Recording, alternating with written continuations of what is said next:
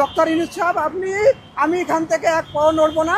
আপনি যত সময় আমার এই দাবি না মানবেন, আমার ল্যাগেজ না পাবো এবং আমার বিমানবন্দরে যে কর্মকর্তারা কর্মরত আছেন এদের বিবেকের মধ্যে কুকুরে প্রস্রাব করে দিয়েছে।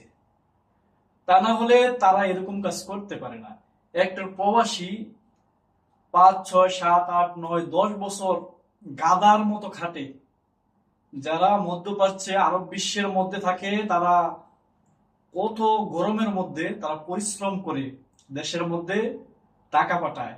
সেই টাকা থেকে আমাদের সরকার রেমিটেন্স পায়, আমাদের দেশে রেমিটেন্স আসে, সে তার পরিবার চালায়, তার পাশাপাশি সে দেশও চালায়, তার অর্থনীতি দ্বারাই দেশ চলে। সেই প্রবাসীটা 5 বছর, 6 বছর, 7 বছর, 8 বছর পর যখন দেশে যাবে, তখন বাংলাদেশ এয়ারপোর্টে এসে তার লাকিজ খুঁজে পায় না। তো এই প্রবাসীর অপরাধ কি? তার অপরাধ কি জানেন? সে মাসে মাসে দেশের মধ্যে রেমিটেন্স পাঠায়।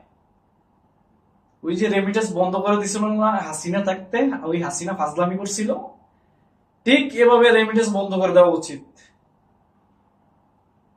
বেটা, আমার টাকায় তোর চাকরির বেতন হয়, তুই আবার আমার লাকিস কাটস? তোর কত বড় দুঃসাহস! আর তুই কত বড় শেষরা, তুই কত বড় ফকিন্নি, তুই কত বড় চোর!